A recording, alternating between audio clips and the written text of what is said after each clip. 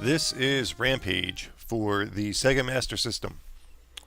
And as we see from the packaging, it's a 2 megapower cartridge game as opposed to a 1 megapower or a 3 megapower, I suppose.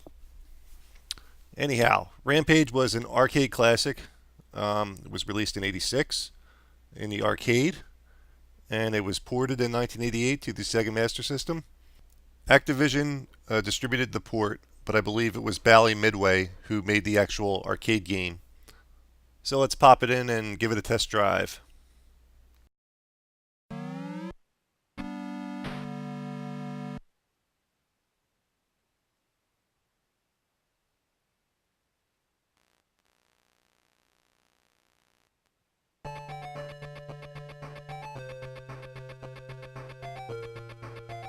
Now, I remember Rampage in the arcade, and it was a fun game. It was a up to three player simultaneous gameplay, and you get to choose between a giant lizard, a giant werewolf, or a giant ape. And although the Sega Master System version only has the option for up to 2 players, it is simultaneous play.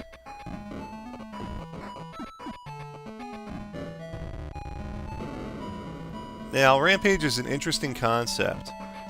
You basically play the antagonist in the game instead of the protagonist. And your object is to destroy everything on the screen. Buildings, primarily buildings, but anything's fair game.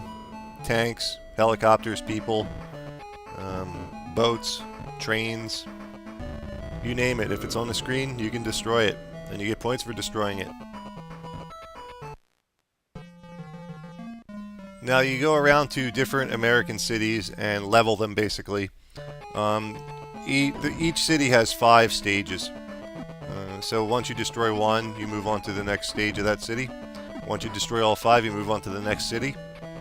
So it's pretty straightforward there. Oh, and you can eat people. I don't know if you saw me, but I just ate a person there. You just grab them with your punch button, and the game automatically stuffs them in your mouth. And you chew on them for a minute. It's quite cute.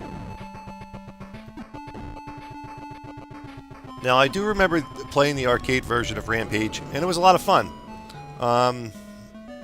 It was a great time teaming up with a buddy and leveling a city, eating people and whatnot. And there are some hazards in the city. The people, basically the army, is most of the people you see, and they shoot at you and throw bombs at you. There's a lady in a bathtub, and she squirts water at you if you get too close to her. But I'll eat her too. Now, I don't remember if the arcade version differed very much graphically from city to city, but the Sega Master System version certainly does not. Every city looks more or less identical. There's like 3 or 4 designs for a city. But each city has 5 stages, so you'll see all those designs in each city, and they're just repeated over and over again. Little variation in building placement, but that's about it. And another thing I noticed about Rampage, at least on the Sega Master System version, is that it's extremely easy. I popped the game in for the first time in 20 years, and didn't know what to expect. And some games are harder than others, and this game was simple. I played for 45 minutes before I shut the thing off, and I could have kept playing, but I was just bored of it after 45 minutes, so I shut it off. And the packaging claims that there are 50 cities in this version of Rampage. So if that's truly 50 cities, and each city has 5 stages, that's a hell of a lot of screens to beat, and it's pretty repetitive.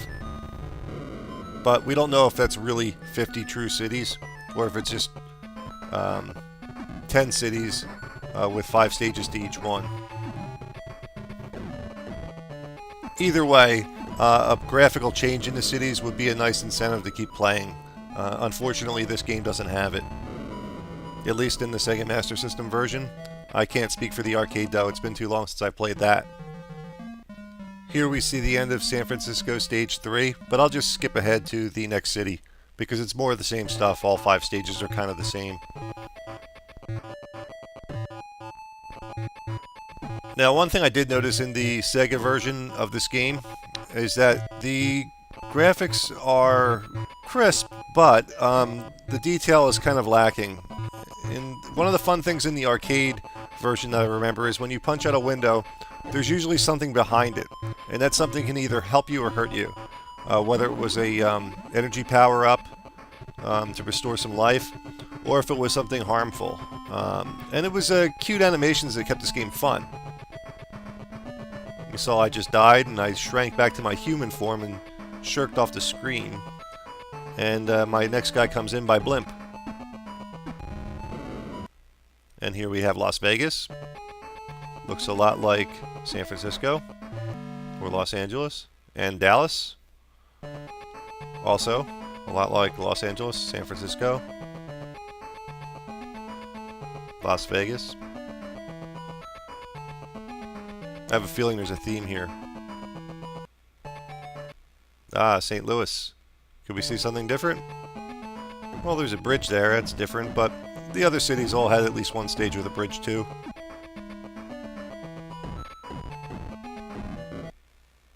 And Chicago? Anything? Well, same old, same old. The backgrounds change a little bit, but they do that for each section of each stage too. Like the background of Chicago 1 might be a skyline, and background of Chicago 2 would be the same mountainous background as San Francisco Stage 1, or whatever.